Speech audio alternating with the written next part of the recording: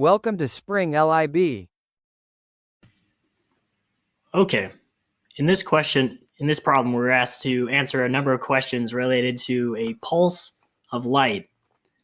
So we're given the wavelength of this pulse of light, we're given its average power emitted, and we're given the duration of each pulse. So specifically, we're asked to find the total energy per pulse, we're asked to find the energy per photon of the pulse, and the total number of photons in a given pulse.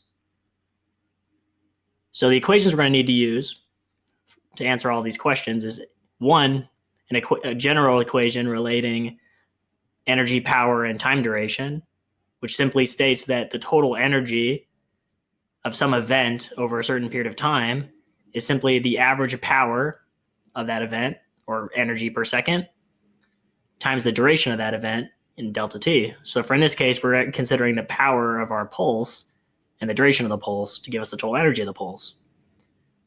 In order to determine the energy of light in general, we use this expression that the energy of light is simply proportional to its frequency by the proportionality constant h, Planck's constant, and that's equivalent to saying to the expression hc over lambda. So the energy of light is also inversely proportional to the wavelength, where h is Planck's constant, c is the speed of light, and lambda is our wavelength. Finally, if we wanted to determine the total number of photons in a given pulse, we could do that by dividing the total energy of the pulse by the total energy per photon, which will straightforward cancel out units to give us photons. So as mentioned, the two constants that we'll be using in this problem are the speed of light, approximately 3 times 10 to the 8 meters per second, and Planck's constant, 6.626 e to the negative 34 joules per second. We could have also used Planck's constant using electron volts, but I found that it was slightly easier to use joules in this problem. Okay, so let's jump into it. So first, solving for the total energy of the pulse, we can say that the energy of the pulse is simply the average power in energy per second multiplied by the duration, delta t. We're given both of these, so the calculation's straightforward. We have 0.6 watts, which are simply joules per second equivalent, multiplied by our time interval, 20 e to the negative 3 seconds, because it was milliseconds. So computing this quantity, we are left with a result of 1.2 times 10 to the negative 2 joules. Now the question actually asks us to find this quantity in electron volts as well. So it's worth noting that 1 electron volt is equal to 1.6 e to the negative 19 joules. Thus, if we wanted to find the energy of this total pulse in electron volts, we could simply take the result in joules, multiply it by this conversion factor, 1 eV over 1.6 e to the 1.6 e to the negative 19 joules, which would give us a result of about 7.5 e to the 16 electron volts.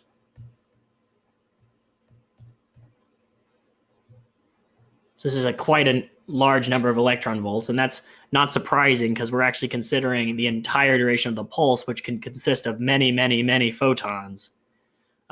Typically, we use electron volts as a unit when we're considering very, very small quantities, very, very small energies. For example, the energy of an individual photon, as you'll see. Okay, so those are two of the results we were asked to find. That's the energy of the pulse in both electron volts and joules. So let's now look at the energy of an individual photon. We'll have to find this using the actual wavelength of our light, because we know that it's related to frequency by this expression and equivalently related to wavelength by this expression. So we know H, we know C, and we were given lambda, so we can number crunch this. 6.626 e to the negative 34 joule seconds, as we did before, multiplied by 3 times 10 to the 8 meters per second. We can divide this all by our given wavelength of 652 nanometers, which gives us a result of about 3.05 times 10 to the negative 19 joules. So you see, in contrast with our first energy we found for the entire pulse, this is many, many orders of magnitude smaller.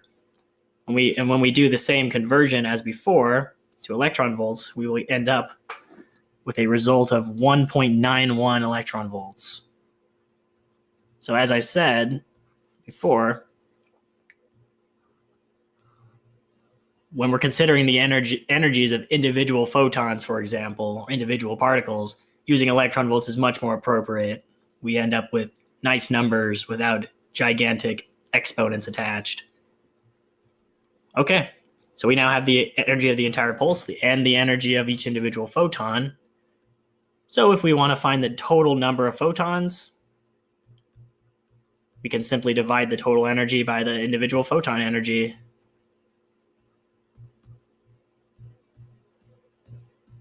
And if you think about the units, you would have joules in the numerator for the energy of the pulse.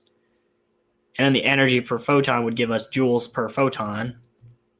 So by dividing those two, you can see how you would end up with units of photons. Okay, so plugging in energy of the pulse, 1.2 e to the negative 2 joules,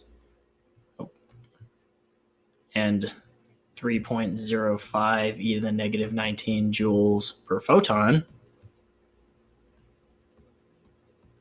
We end up with a final result about 3.93 times 10 to the 16 photons.